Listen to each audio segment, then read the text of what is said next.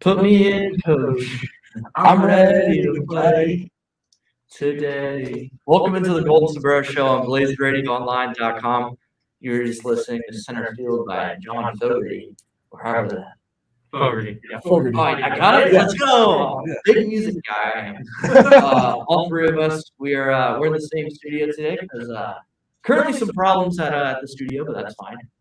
So the three of us, we're all in the same room, eye to eye, talking about some baseball. You two are always eye to eye, then there's just me in there alone. Right. Well, I try and keep my contact with the computer screen, so I'm engaging with our listeners at home who are watching us physically on YouTube. Yeah. Thank you to those who are watching us, and also thank you to those who are listening to us on BlazeRadioOnline.com, or if you're in Taylor Mall, shout out to Taylor Mall. Yeah, 100%.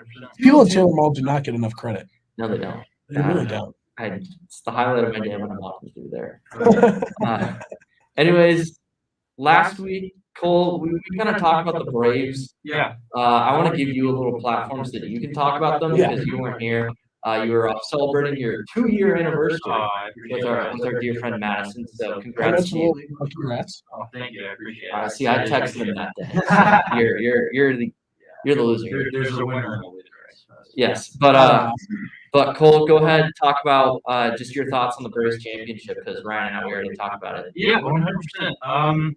I mean, in a word, I'm impressed. I'm really impressed. We've talked about it multiple times, but given their circumstances this year and everything they've kind of been through, I suppose, this was well deserved. And looking back, sort of at their trade deadline, everyone talks about that as the turning point. Everybody saw it as desperation to go and get, 4 corner outfielders to sort of help replace the loss of Acuna and add some depth. Everybody looked at that as desperation. They weren't exactly lighting the world on fire at the first half as well, but they pushed through. They won their division. That was important, obviously, only with 88 wins. And I thought for sure they were as good as done against the Brewers, beat them. I thought they were just as done against the Dodgers. They got past them. And then, in the World Series where literally anything can happen against Houston, they outplayed them in every facet of the game. We talked about sort of when we were talking about strengths and weaknesses the week before. They carried over, some of the success they had pitching-wise into that series and looked really good. Jorge Soler was very good for them. Obviously, it was great to have him back on the roster for the World Series. Those guys really deserved it, and I think that's it's one of those teams you'll look back on and say, point to as a shining example of, hey, you're not always going to, I suppose, win your division by a huge margin, or it's never going to go smoothly. But if you get hot at the right time, if you have the right pieces at the right time, and if you've got a great manager who's invested in your team and who believes in you, like Brian Snitker is with the Braves, you're going to go a long way and you're going to have a shot to win a title. So congrats to them. They obviously earned it. That's sort of my thoughts, I suppose. And there you go. There's Cole's thoughts on the Braves winning the World Series. Certainly a miraculous run. I think miraculous would be the word. You obviously use that along with the Nationals. The Cubs a little bit too. But there has been some dominant runs. There have been some, expected runs, like the Dodgers last year, the Red Sox in 2018. The Braves one was a miraculous one. So 100%. Fun. We've kind of concluded that talk. We are also talking about some free agents and some guys who got qualifying offers, and some of them have denied them and have become free agents. Michael Conforto is one of those guys who has already denied his qualifying offer, so he is set to become a free agent. And Scott Boras and his philosophical words to describe his players at free agency. He was also talking about Chris Bryant, who I guess also declined his qualifying offer. And these guys, they're going into free agency and they're going to make some money. Michael Conforto is an interesting guy, though. And Ryan and I, we talked about it. Yeah. Really good, first 5 years in the bigs. This past year, I guess he dealt with COVID-19, in the leading up to the regular season and then just got off to a horrible start. Ended up having an average year at the plate, which, that's not what you want going into free agency, but that's what he did. What do you make of Michael Conforto's free agency? Yeah, it's an interesting one. And you sort of talk a little bit about, how good he's been and how under the radar he's been for a while now. And then this past year, it just wasn't really his year, to say the least. But yeah, I think that's the big thing here is he's kind of flown under the radar as, low key one of the better offensive outfielders in the game for sure. There's a lot of really good ones. Yeah, 100%, especially from the left side. Really nice power stroke. I don't think he's like necessarily the greatest defender, but he can really play his position well. And you don't really need him to do that. You get him because he can hit.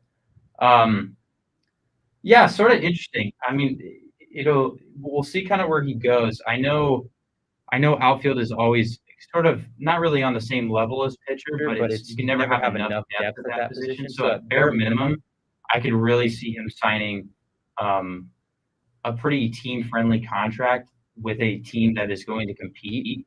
And if that means he's not necessarily an everyday guy, maybe he's a guy who sort of platoons or still gets in there every now and again, but is still going to make an impact on a championship contending team. I could see it, someone bringing him in for that.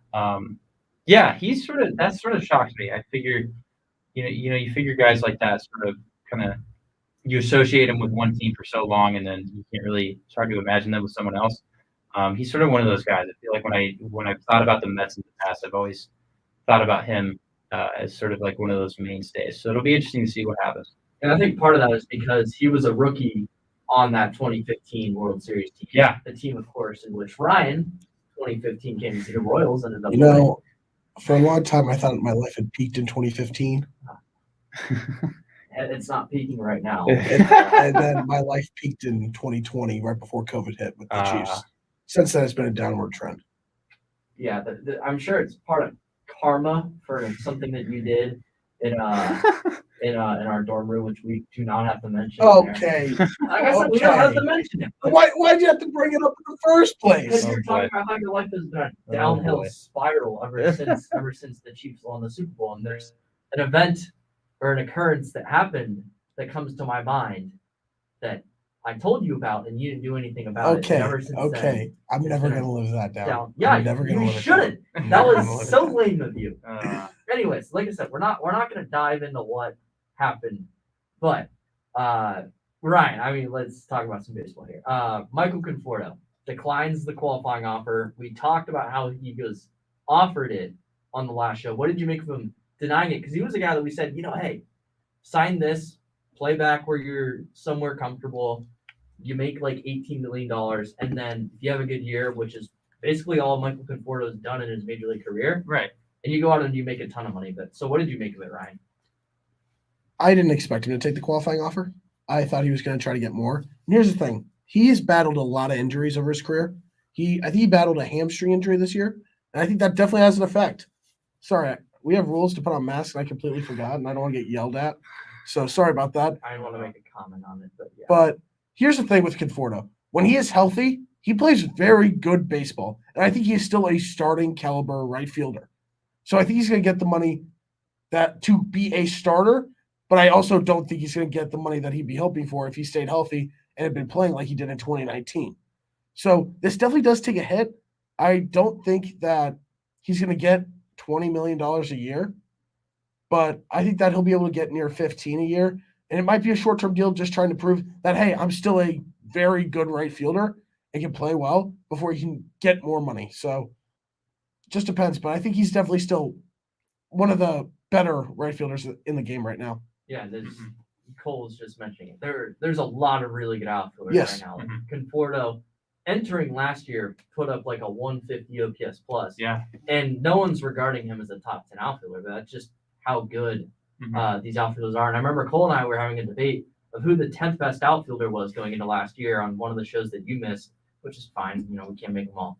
And it was between Nick Castellanos and Bryce Harper. Bryce Harper probably going to win NL MVP. We'll find out this week, and we'll talk about it on next week's show.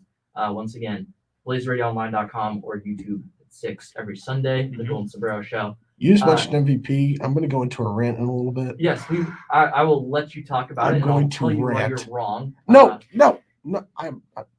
We'll go into This is later. This is later. Later.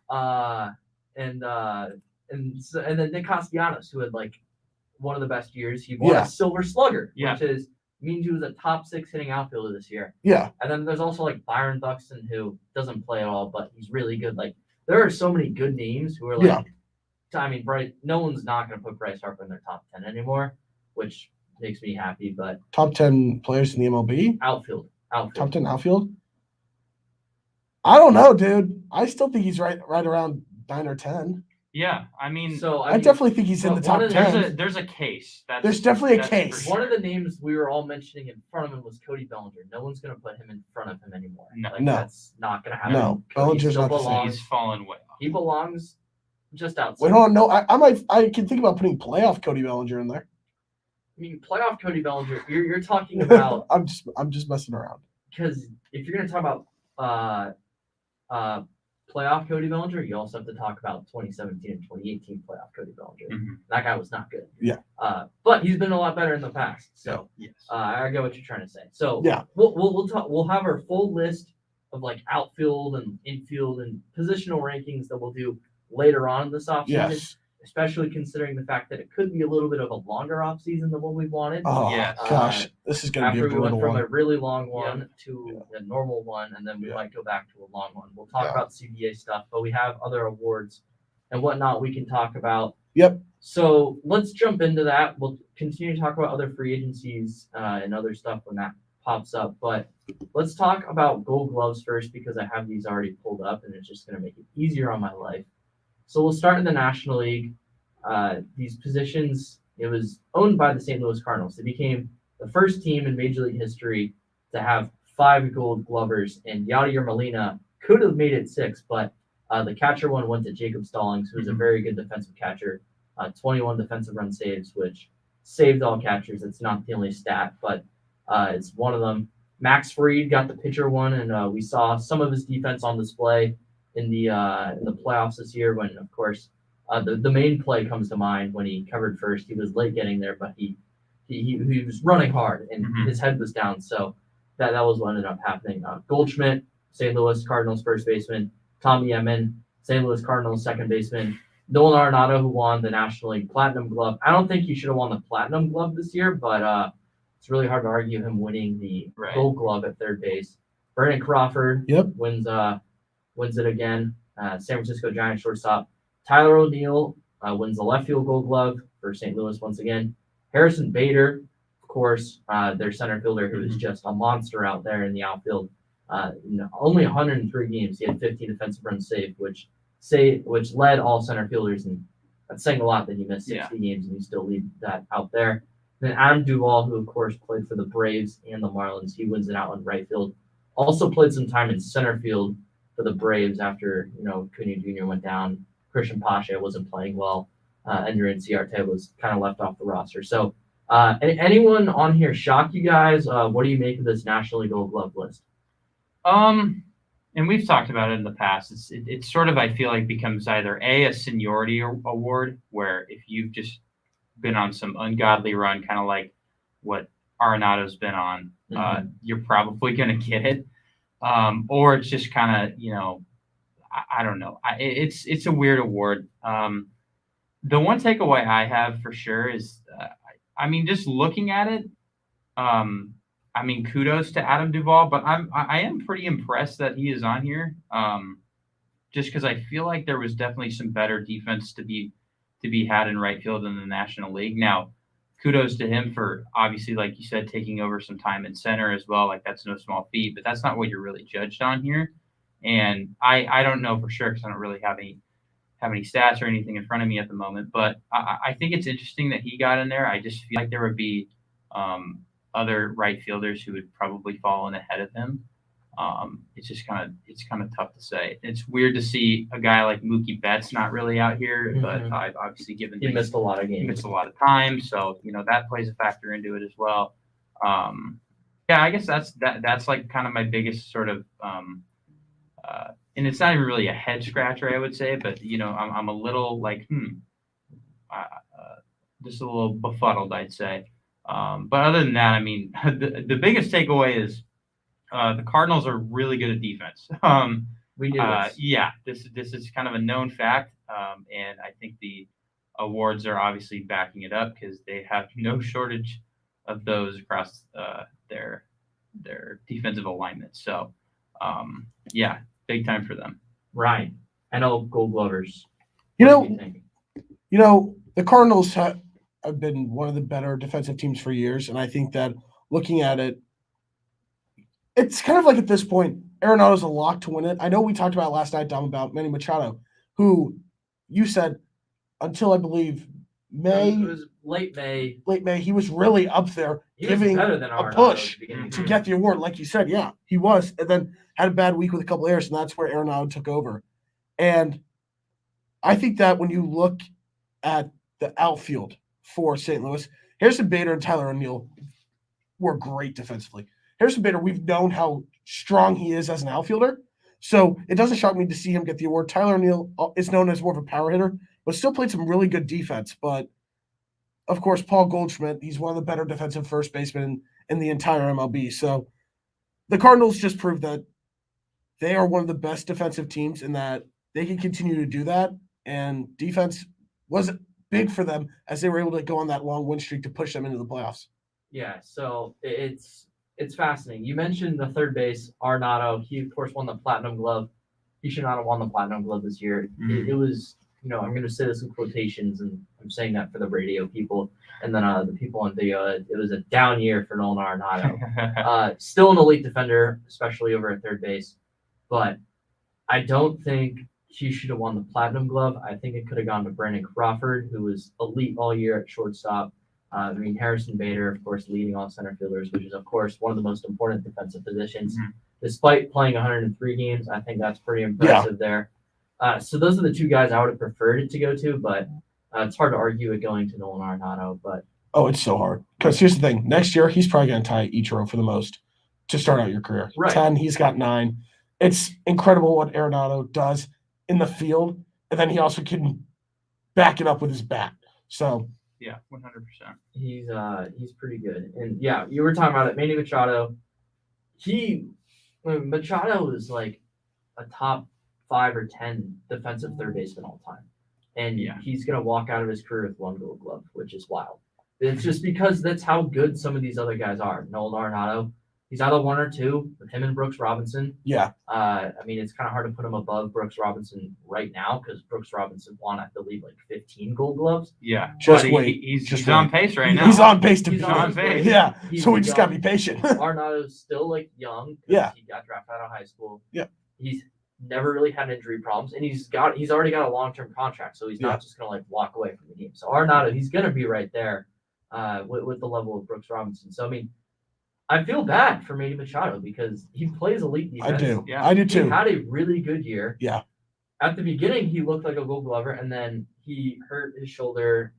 Throwing mechanics, especially with him, they got thrown off a little bit. He started making some errors, and he was just never able to fully recover and get back up to that. Yeah. Ryan McMahon also had a fantastic year defensively. He did. At third base, and He did. I honestly thought there was a shot that he could win it, but it's gonna be really hard to give it to anyone but Arenado. Yeah. Because Arenado has a bad year. But And do you think we'll ever see a bad Arenado year at third base defensively? Not the way he continues to work at his exactly. right, No, he no shot. Exactly. he's a special fielder. Mhm. Brandon Crawford, especially at his age, I think had just such a phenomenal year, and he also did it at the plate, which doesn't matter for the Gold Glove award. Yeah. But to an extent, you can be on the field with your glove, and that's what Brandon Crawford's done for the first 6 years of his career. Yeah. And then this year, and last year a little bit too, really started to pick it up at the plate, and now all of a sudden he's one of the best players in the game. Yeah. Pushing to be a top 5 shortstop. This year he was absolutely one. I agree. Over the course of the career, we'll see how the things pan out because all signs point towards this being a career year, and then you get back just a little bit. He could still have one of his best years. Right. Tyler O'Neill being a stud out there in left field, Yeah. fast. And then you talked about it: O'Neill in left, Bader in center. I mean, Dylan Carlson in right's not Yeah. like a joke of a fielder. No, he's a good fielder too. Yeah. He wasn't nominated here, neither did he deserve to be, but he's still an above-average fielder. Yeah. And it's crazy that Tommy Edman fills in at second base. He played all around the field for Yeah. them. Colton Wong goes to Milwaukee. He doesn't play a ton at the beginning of the year. Oh. And they just put in another Gold Glover here in St. Louis. It's crazy. Yeah. They build defense. It's a reputation thing there. Yeah. It's something they take pride in, and it helps them win games Right. because they don't have like elite offenses. They don't. It's been better this year because of guys like Tyler O'Neill getting Nolan Arenado, getting Mhm. Paul Goldschmidt. So it's been better, but good pitching, pitch to contact with good fielders in the field. That's their how game. that's how they win games. Yeah. And Yeah. it's exemplified by them getting 5 Gold Gloves, which had never been done before. And like I said, they very easily could have had 6 because Yadier Molina was also nominated. So Yeah. that would have been crazy. Yeah. Let's move over to the AL. Dallas Keuchel wins as the pitcher. He's won a couple before. The sinker ballers that don't throw hard. They got to be in a ready fielding position. Yeah. I was kind of shocked that he actually did win it just because he didn't pitch as much. But he led all pitchers in defensive run save. I'm not really sure how you get a pitcher defensive run save unless if there's like runner on second and third and it's like Yeah. a comebacker that you Right. field. Your sample size is probably tiny. Right. Sean Murphy, catcher for Oakland. He's a phenomenal defensive catcher back there.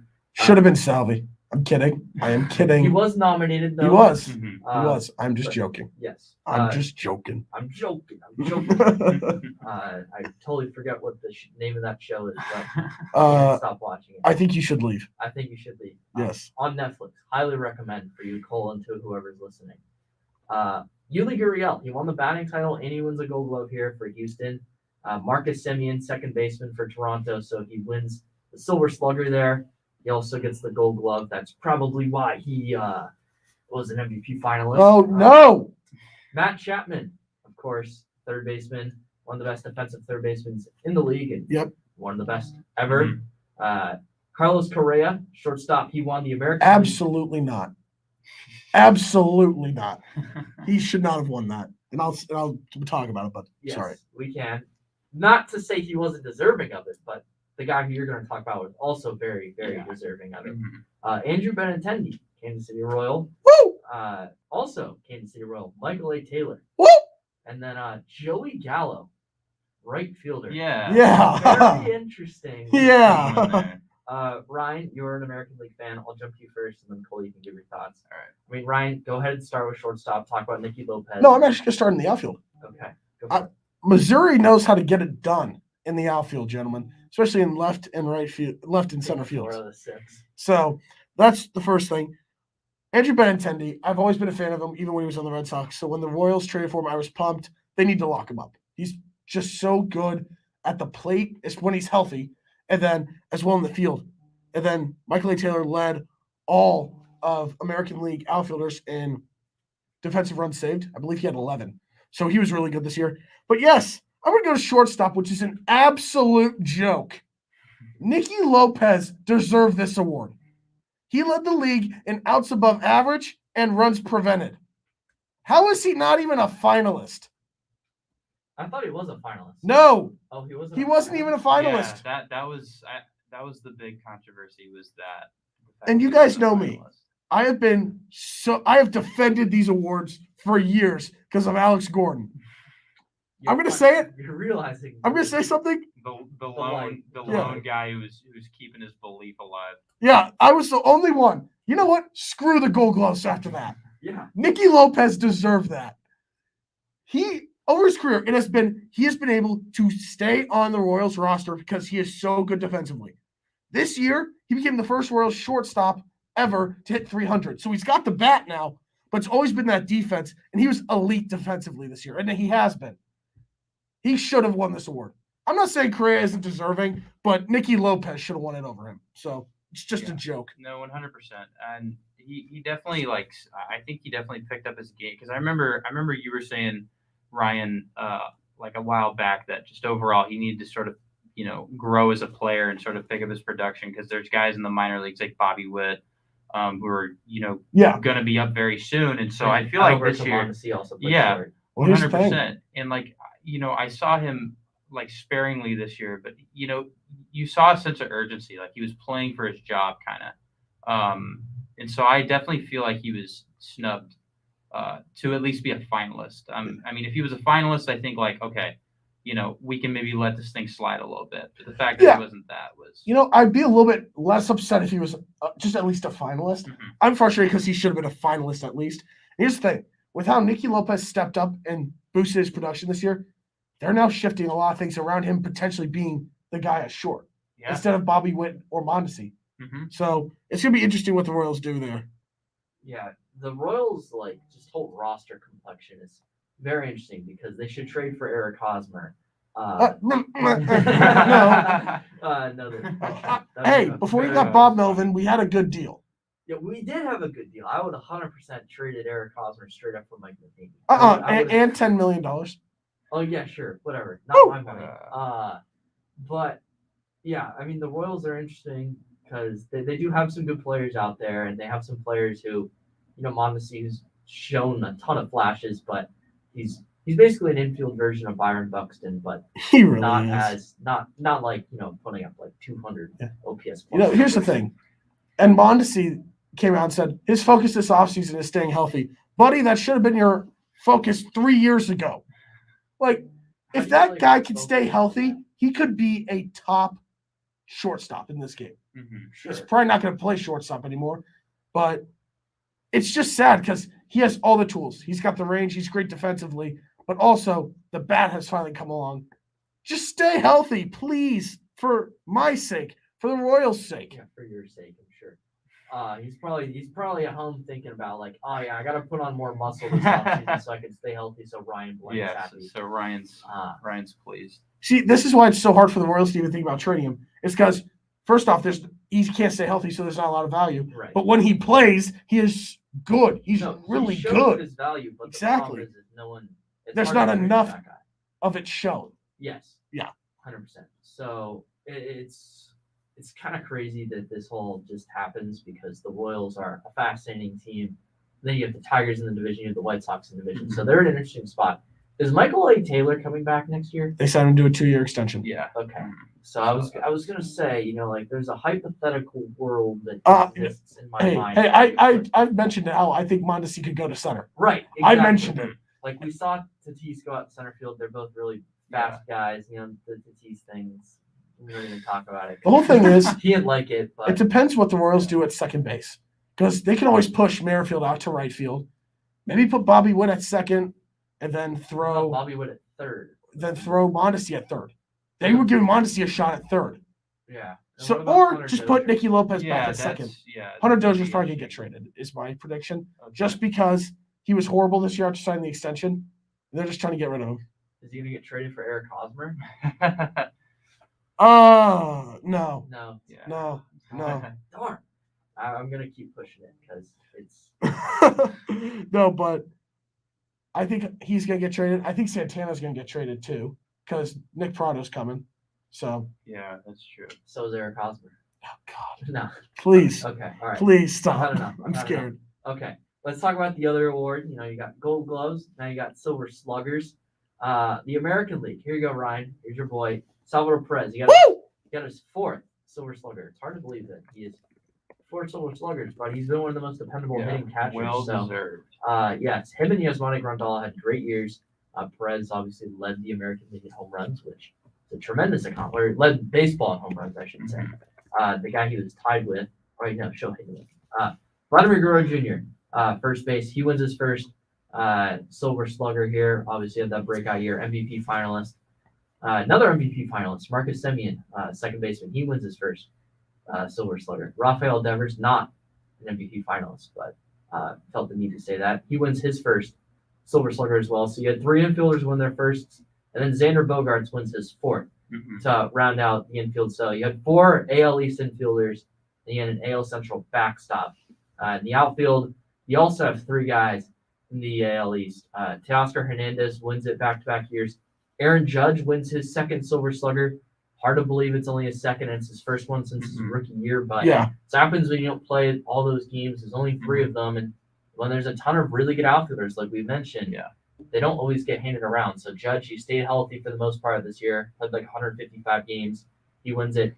Then Cedric Mullins. I mean, that's really cool. Yes. It is. his first year as just a left-handed hitter after he converted from switch hitting, and he wins the Silver Slugger. So very good for him.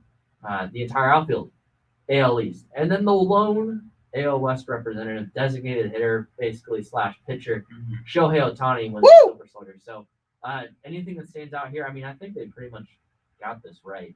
Yeah, I think they nailed it. Kudos to Cedric Mullins. We touched on it a little bit, but this guy really had a major breakout, and I think it's pretty safe to say that he's going to be a part of their ever growing future moving forward.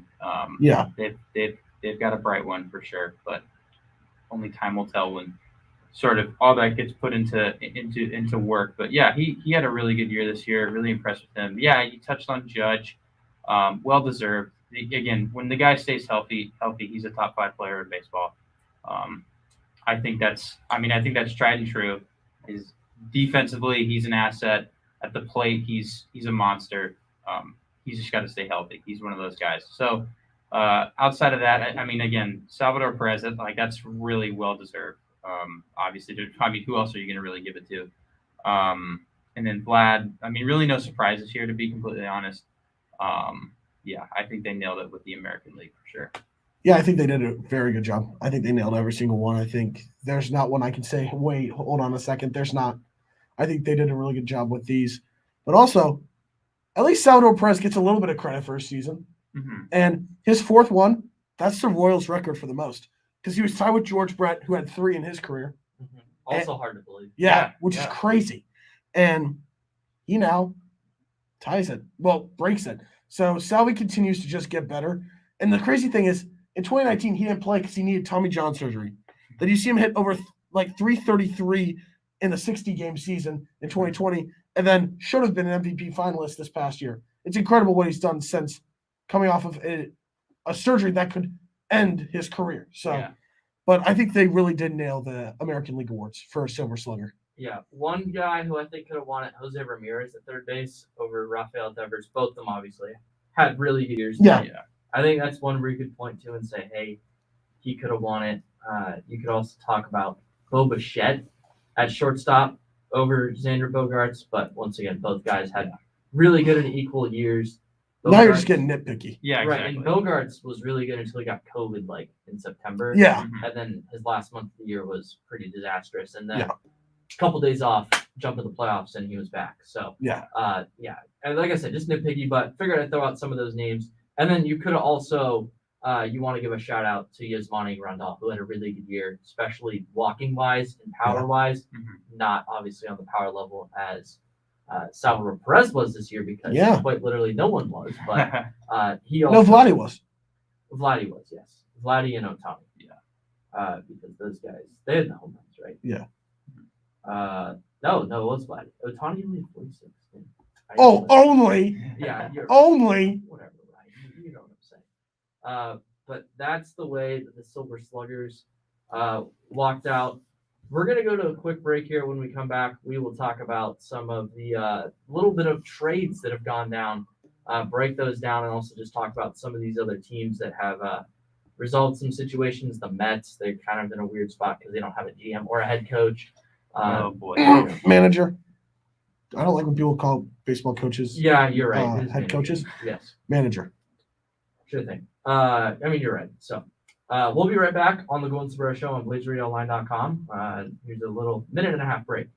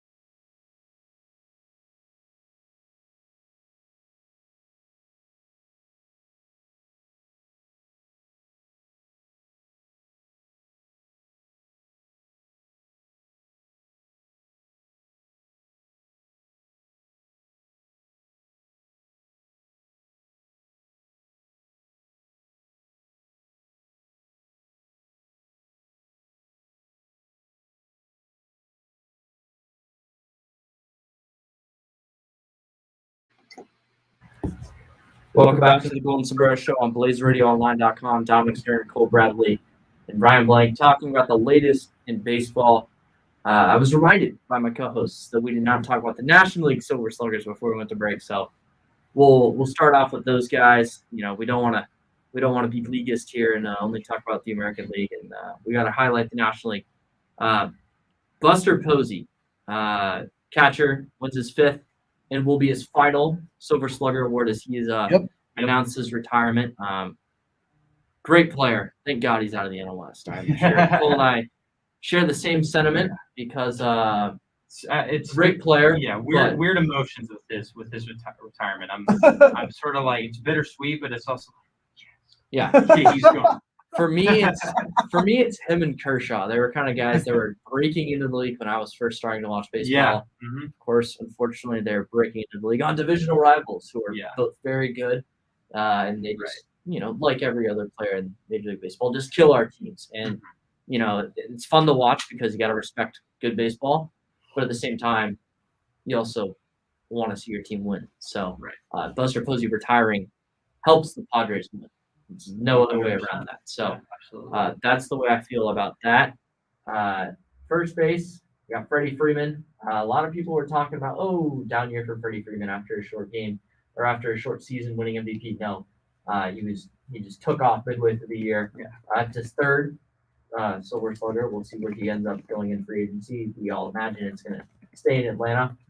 Ozzie Albies at second base. That is there's a lot of controversy there. That could have gone to some other players, but it's his 2nd Silver Slugger. He's obviously one of the best second basemen in baseball. No one's going to deny that. But you could argue it could have went to a couple other players, and we'll talk about that in a little bit. Austin Riley wins his 1st Silver Slugger. He had a breakout year at the plate after a good rookie year, and then a bit of a down 2020. But Riley's back. Fernando Tatis Jr. wins his 2nd in his 3rd season in the big leagues. That is big for Fernando. Juan Soto gets his 2nd after winning his 1st last year. Bryce Harper, another guy, only his 2nd Silver Slugger award. Yeah. Hard to believe. Yeah. But it's also hard to believe that Nick Castellanos, the 3rd outfielder, got his 1st Silver Slugger. That's crazy. That's once again, we've talked about this multiple times, and this wasn't supposed to be the theme of the show, but there are a lot of good outfielders in Major League Baseball, and it's being exemplified here. Judge, his 2nd Silver Slugger. Soto, Soto has only been in the league for 4 years. Harper, his 2nd. He's won an MVP before. He's probably going to win another one this year. And then Castellanos, his 1st. And Castellanos, all he's done is rake. So hard to believe. And the pitcher, Max Fried, he was the best hitting pitcher in baseball. So they got that one right. Cole, we'll start with you this time. What do you think about the National League Silver Slugger? I think for the most part, it's not on the same level as the American League. I'm just sort of squabbling here, I suppose. Like you said, I feel like there could have been a few more guys at second base. I'm not saying Buster Posey didn't deserve the Silver Slugger at catcher, but Will Smith definitely made a case as well. So there is that. It could have gone either way. I think they made the right choice, but I can see the argument for the other way around. The one thing I will definitively stand here, and I mean, this is pretty obvious. I don't think anyone can argue this. In a league where there are tons of good, there's a lot of really good third basemen. Austin Riley was, in my opinion, the best this year. He was phenomenal. Yeah. Given how he's performed, obviously he was hot to begin his rookie year. Then he really fell off. Changed a lot of stuff with his swing mechanics. Started to lay off the stuff in the dirt, and you see sort of how he can step up and be the next great third baseman in Atlanta Braves history. Just a phenomenal season. 898 OPS. Honestly, he's going to get MVP votes. It's kind of weird not imagining him as a finalist. Obviously, the three other guys who were nominated had way better seasons in their own regard, but he's definitely, I feel like, on that level of an MVP candidacy. 160 games played this year. That's huge as well. Obviously, being in the lineup constantly is big time. So yeah, very impressed with him. And definitely got, you can't argue with that. But yeah. Ryan. Yeah, for me, I think that the one I'm going to go to is, I think this is going to upset you a little bit, Tom. I think someone that had a case was definitely Trey Turner. Led the league in average. I think he has a case. Again, am I upset with picking Tatis? No, not at all. He's an MVP finalist for a reason, and he led the NL in home runs. But I think that there was definitely a case for Trey Turner to win that award. Other than that, nothing else really is a glaring issue to me in this. So I'm okay with the rest of them. Just the one that I think is probably the most debatable is shortstop. But I think that's kind of just a win-win kind of scenario on their pick. Nothing wrong with picking Tatis though. Yeah, and it's incredible because Fernando Tatis Jr. is, I believe, the 5th player to win two Silver Sluggers in their first 3 years in the league, in which they're also under 23 years old. Yeah, and Juan Soto's on that list. I think Acuna Jr. is on that list too. One of the other guys is Fernando Valenzuela, which is hilarious. I saw that list and I thought it was hilarious. Which is hilarious because he's a pitcher, but he was a really good hitting pitcher and he was young. I mean, he had one of the best rookie seasons of all time. Didn't win Rookie of the Year inexplicably, but Valenzuela, it's the two Fernandos on that list. One of them is going to have a better career than the other. We're just going to put that one out there. Tatis deserved it over Trey Turner. That's nothing against Trey Turner. He's the second best shortstop in baseball. Who's first? Fernando Tatis. Come on. I'm just trying to see if I can frustrate him. No, I mean, you're not frustrating me. I'm a calm person. You're testing it. Yeah, I know how to handle this BS from you about the Padres. It's been the last 2.5 years of my life. Hey, I've been nice just because they've been better than the Royals. But I can always just go back to the argument of a ring. Yes, you can. And then I just have to sit there and say, well. Oh, well. I don't know how to respond to that. Let's see what happens next year, I suppose. Right. So we'll talk about rings and whatnot and previewing seasons as we get more roster clarity. Yeah. Second base, Ozzie Albies. It could have gone to Jake Cronenworth. It could have gone to Adam Frazier as well, who had one of the highest batting averages in baseball.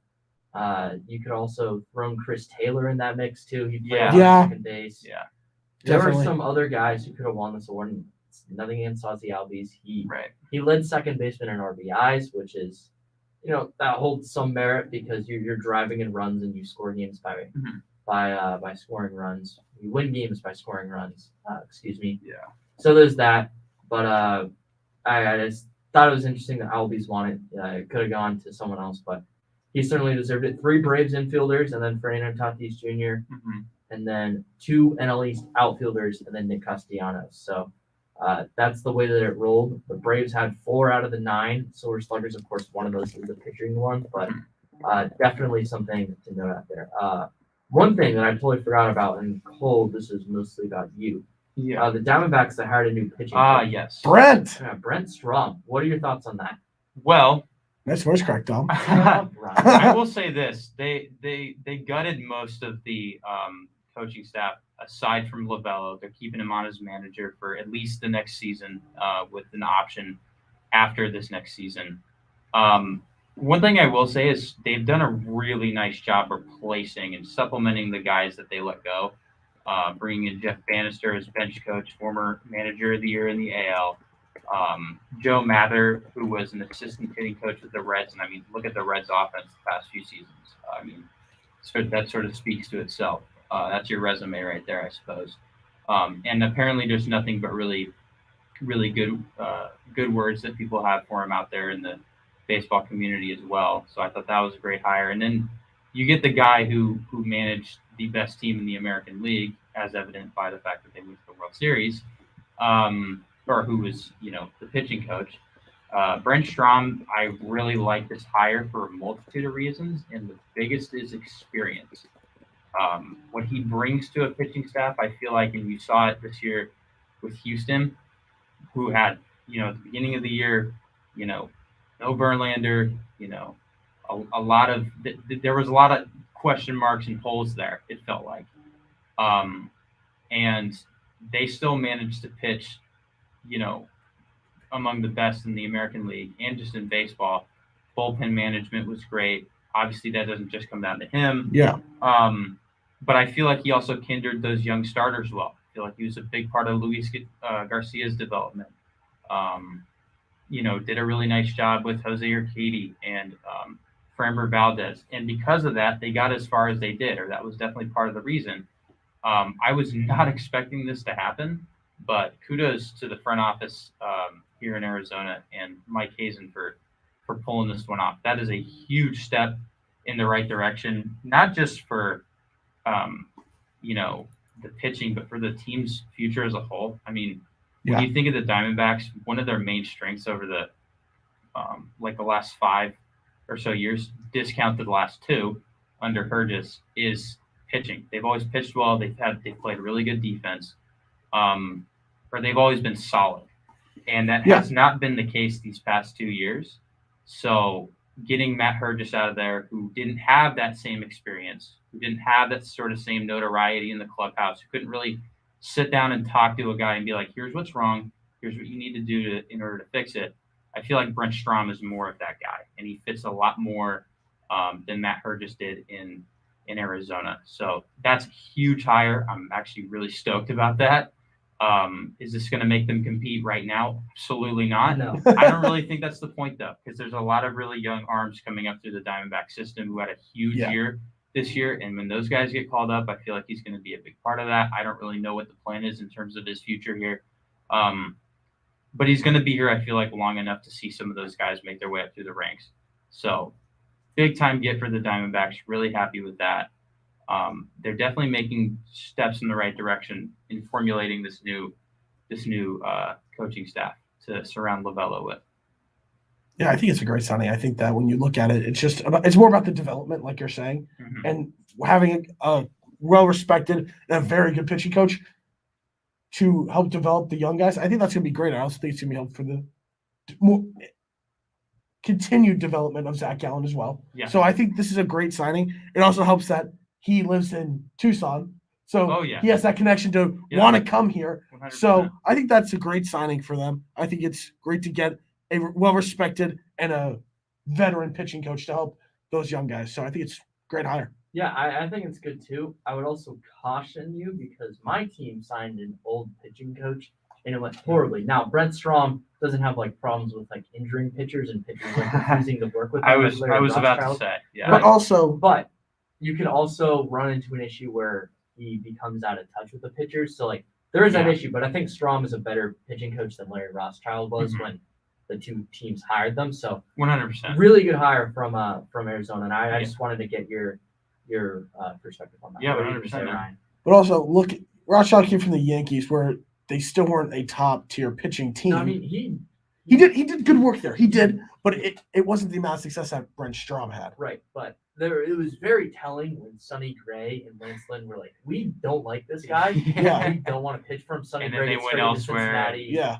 Becomes a Cy Young finalist. Here we are. Yeah. Lance Lynn gets traded to Texas and Chicago. And Same story. So that was telling. Classic Adrian Peller hire one of those guys. Yeah. They also hired him because he had managerial experience. I don't think Strom does, but No. they're in a different situation in terms of that. So they don't need a pitching coach with managerial experience as well. Yeah. There's been 2 trades that have gone down since this last episode we recorded. Wade Miley. Well, I guess he was claimed off waivers by the Cubs, but it was like a trade because Miley did a $10 million club option, and the Reds, they're trying to shed some payroll because they're a poverty franchise. They couldn't pay. Jeez, that was brutal. Well, if you would have let me finish the sentence, I would have explained why I'm saying that. They're refusing to pay $10 million to a pitcher who had a sub-3 ERA this past year. Well, Tom, like I've always said, some people are stupid, and that's what the Reds are. That's how the Reds are acting right now. Well, but is it the GM acting stupid for releasing him, or is it the owner saying, "Hey, shed payroll. I don't want to deal with this crap"? I have a way to fix that. It's both of them. I guarantee you, it's one of those issues, and it's definitely the latter. Yeah, I was like everyone, pretty shocked when I saw this. Obviously, he had the no-hitter this year. That was big. He was one of those guys who just really flew under the radar. Veteran starter. He's going to give you 150 plus innings a year. Don't obviously put him in the front end, but he's a guy you put sort of towards the middle and back end. Obviously, big pickup for the Cubs for sure. I don't think they're going to be competitive next year, and this is definitely a short term yet. But I mean, regardless of what team this guy ended up on, that's very solid, especially if you're. I mean, I consider it a steal. Obviously, not offering a $10 million option. Like it's like you must be really really frugal if you're doing that. So I don't know what the Reds are sort of thinking here. It's obvious that they feel like they have something better coming up through the ranks. I had heard something that they feel like Hunter Green's going to be ready next year. So I feel like there might be some reason to what they did because they feel like they have guys, fresh new faces that they can get into the rotation as soon as maybe opening day. But even then, I feel like that's a little ambitious. And when you have a reliable veteran guy who was really reliable this year, you got to kind of stick with that and run with it and say, hey, at bare minimum, we have this guy as a safety net for sure. So very shocked like everyone with that whole deal. But kudos to the Cubs for being like, well, let's just go pickpocket the Reds real quick. So yeah, I think it's a stupid move by the Reds. Like all of us have been saying, because like Dom said, a sub-3 ERA, $10 million, you just give that. Yeah, it was slightly above 3. I was wrong, but still. Okay, Still very still, solid what's the year. difference? Yeah. Really? Like, I think it's a stupid move, and I think it's smart by the Cubs. And like you said, Cole, they're not going to be contending next year, but hey, short-term arm. And I think that when you're getting a guy coming off of a great year, why not? I think he's worth that amount of money, and I think the Reds should have kept and accepted that option. And he's the kind of guy who can kind of nurture some of the younger Exactly. Oh, yeah. Very much around. veteran. He's pitched on the big stage. He didn't this past year, but remember the Astros, he pitched in some pretty big playoffs. Yeah, and he was good. So he was good. And then they inexplicably left him off the 2019 World Series roster, and Juan Soto had a field day Very against the pitching interesting. staff of all right-handed pitchers. 2 players had options either picked up or not. Wow. Slow down. Craig Kimbrell. There we go, Dom. I have a mask on. The White Sox picked up Craig Kimbrell's $16 million club option. So that is a big deal for them because now they have 2 high leverage arms. Yeah. They had to do it. Yeah, otherwise that trade would have been horrible. Yeah, Exactly, because you gave up Madrigal. You had to accept that. I feel like that your option. hand was kind of forced after you gave up so much to get him. Exactly. Everybody kind of looks at it and is like, why are you going to shell $16 million out to a reliever? Well, first off, he's one of the best. Yeah. And second, you gave up so much to get him. So I feel like everybody kind of expected that. It would be kind of weird if they didn't retain him. And then Joe Kelly, coming off one of his best years, Dodgers declined his $12 million club option, which already you're like, oh, Joe Kelly might be worth $12 million, like the way he pitched this year. And then you hear they have to pay him $4 million for his buyout, and you're like, why didn't you just pay him to play? But It's basically $8 million, if you Right. think about it. Yeah. Like, they should have I would have accepted it. Coming off of a great year, they're probably going to look to re-sign him, but still, I would have done it. Yeah. I mean, kind of weird. Felt weird about that one too. But again, I can sort of see the other side where, $10+ million for a reliever, it's a lot. a little It pricey. is. And especially It if you're a team like the Dodgers, there's probably bigger and better options out there that Mhm. I'm sure they're going to go out and get because this is how it always The goes. Dodgers, yes. So they probably have a plan here. Build not bought. JD Martinez, he did not opt out of his contract. He's Yeah, gonna be staying in Boston. huge for them. It is. Huge. And then what else? Mike Brasso, he was traded to the Brewers. Yes, he was. The analytics teams, they're kind of like swapping players in a way.